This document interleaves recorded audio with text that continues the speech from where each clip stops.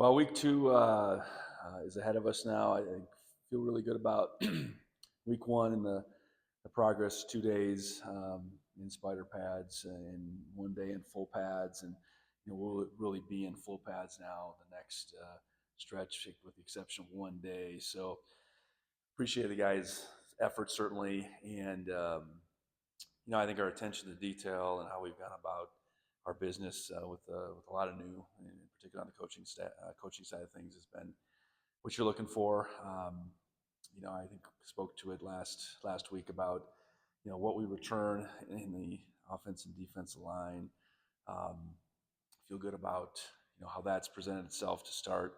I know guys like Everett Carr, young guy like Braden Zimmer, some more Ezekiel, who was with us last year, Tommy Nielsen, who's been in the program. I think those guys all just in a week have shown, okay, they're on the cusp of being able to help us out. You flip it over to the defensive side. I know Talon Marsh and Hunter Charbonneau played a bunch last year, but I think they continue to take a step forward. Hudson Weens from here, Bozeman, his real first opportunity to show that he can do some things. So like what we got going on there. I think tight end linebacker fits right in there. So I want to just to speak to the core right now.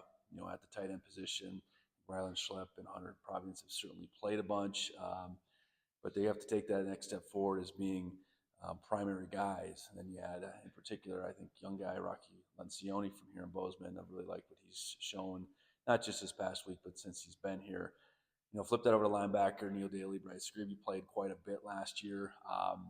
So much so that you could almost say they were both starters in their own right as the season went along. Then the emergence of Ryan Correa and Cole Taylor, both out of Great Falls, I think is showing up here in a short time. So, really just talking about that core and where it starts. That's where it has to begin. And for us is our offense and defenses are put together. So like where that's heading, and I'm willing to talk about whoever, but I really wanted to highlight both fronts.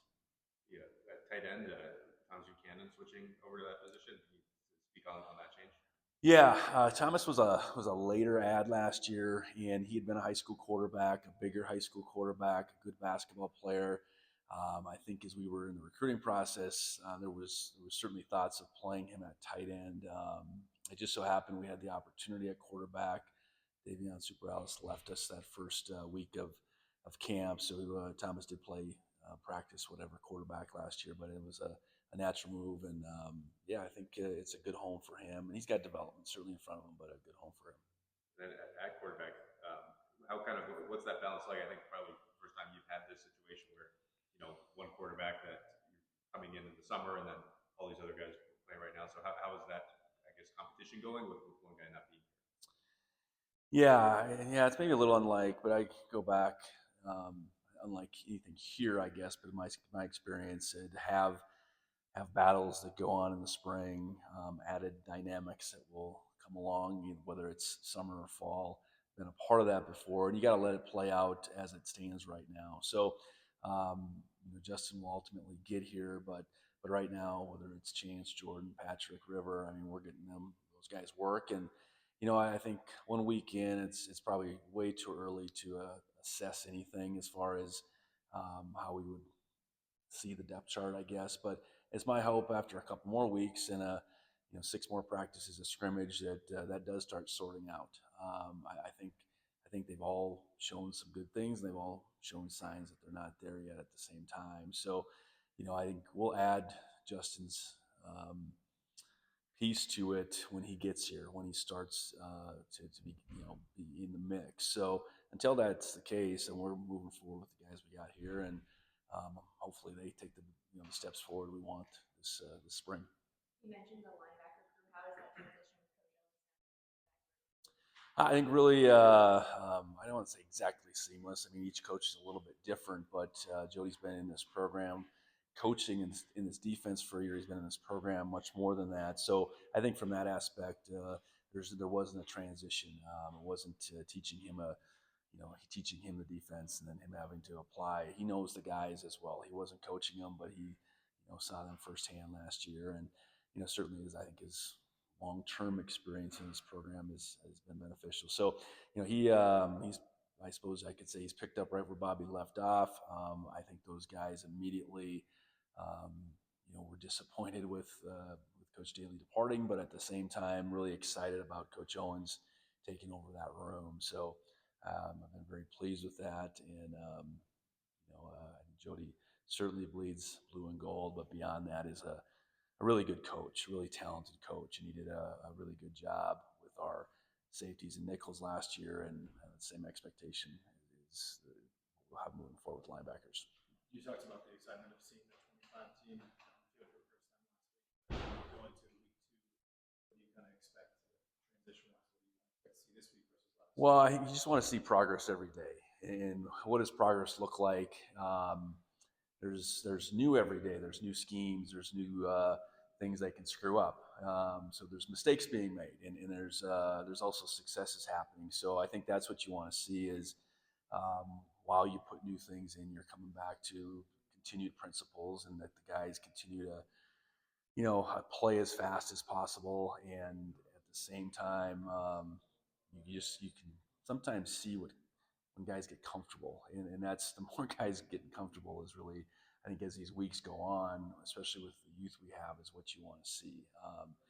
I think a great example of that is Taden Gray. Taden Gray, I think, flashed, I think, significantly last year, all throughout the season, whether that was on defense or special teams. But he looks like a entirely different person out there right now, just his comfortability. So guys, that are probably a little bit behind him as far as how much they play, that's what you want to see as these weeks unfold. You kind of spoke about it last week, and then it was announced that the televised. What if anything, changed during this? Well, we were going to have a spring game. That's kind of what I was reflecting upon. I think that was the primary thing. I guess when given the choice, whenever that was back in the winter, I think it's been a little. I mean, our weather has made the whole situation a little unpredictable.